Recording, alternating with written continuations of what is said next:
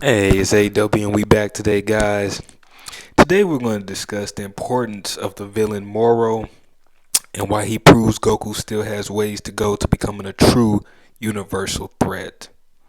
One thing we need to understand is that even though Goku is extremely powerful, even though that Goku is an extremely powerful character, it is evident and clear within the Dragon Ball Super manga that Goku could not and would not have beaten Moro alone, or even with just Vegeta for that matter, proving Goku may not be a true universal threat, and also proving that the Z fighters still have ways to go to becoming the most powerful characters in their verse. If you would notice, when Goku and Vegeta first encountered Moro, they could not help the King of the Kais battle him in space due to his physiology.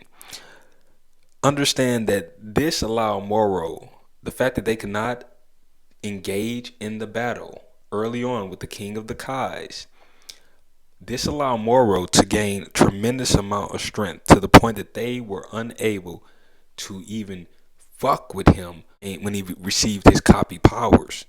So understand that Moro's physiology is extremely advanced, as it can be concluded he is not a humanoid. Prior to fighting the King of Kais in space, Moro did not steal that power. So it is evident that whatever race Moro hails from, they were born with the resistance to certain situations and certain environments. Breathing in space is one of them.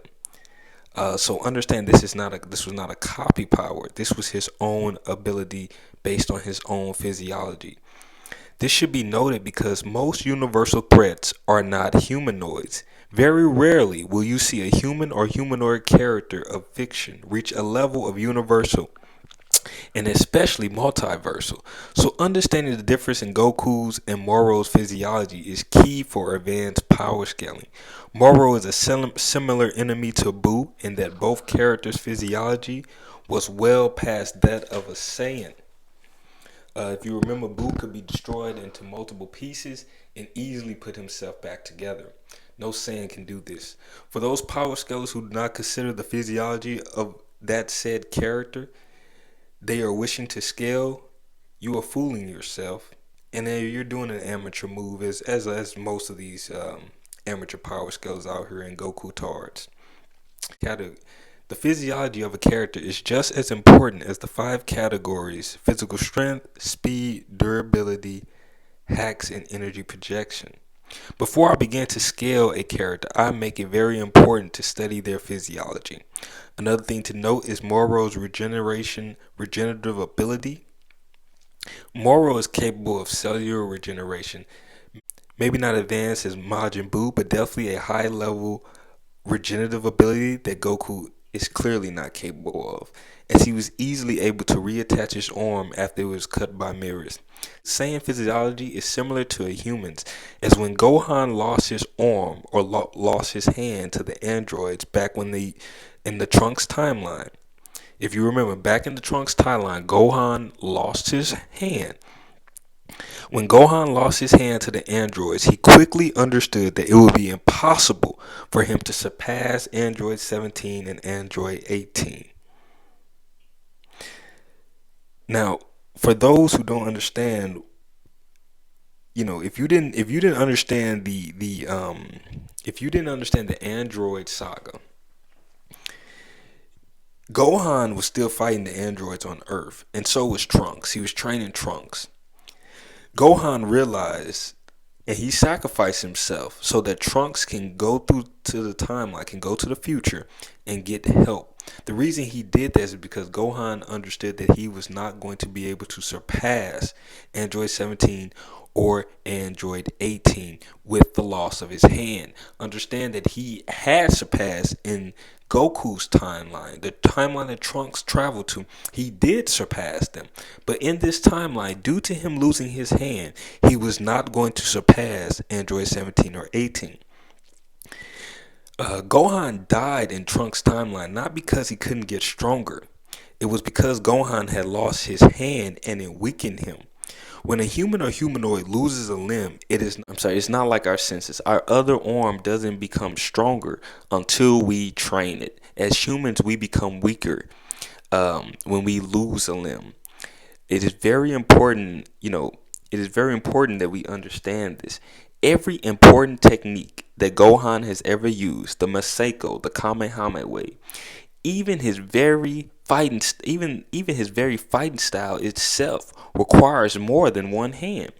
The only technique Gohan could utilize with one hand is the Destructo Disc or the Special Beam Cannon. And the Special Beam Cannon is a charge move. So Gohan would have to concentrate. So while I don't believe a Saiyan warrior can never get stronger without a hand, I do believe it would be tremendously harder for any Saiyan, whether that be Vegeta or Goku, to become stronger without a hand, such as when Moro still maintained most of his power even when he lost his hand and was able to reattach his hand like nothing had happened. This is one of the reasons we have to scale Goku appropriately. The other discussion that needs to be set forth is the fact that unlike Goku, Moro by himself has threatened the entire universe on more than one occasion, proving further that Moro is a true universal threat that should not be fucked with. See, what many of you don't realize, and a lot of it is Goku tards and amateur power scalers. Well, see, what many of you don't realize is Moro threatened Universe 7 millions of years ago before ever meeting Goku. See, Moro was doing more than just the good old blowing up the planets. He was consuming the planets and stars and converting that energy into his own power. So we're talking about a being very capable of making multi-galaxies not only disappear, but become part of his own power. This power proved too much for Goku and Vegeta, hence why Mirrors needed to sacrifice himself to help Goku defeat a true universal threat. For those who don't understand who Mirrors is a angel in training. So we are talking about someone who is on Whis, or at least closer to Whis level than any of the Z fighters. See, what many Goku Tars are going to mull over is the fact that had Mirrors not destroyed Moro's copy ability, Goku would not have defeated Moro.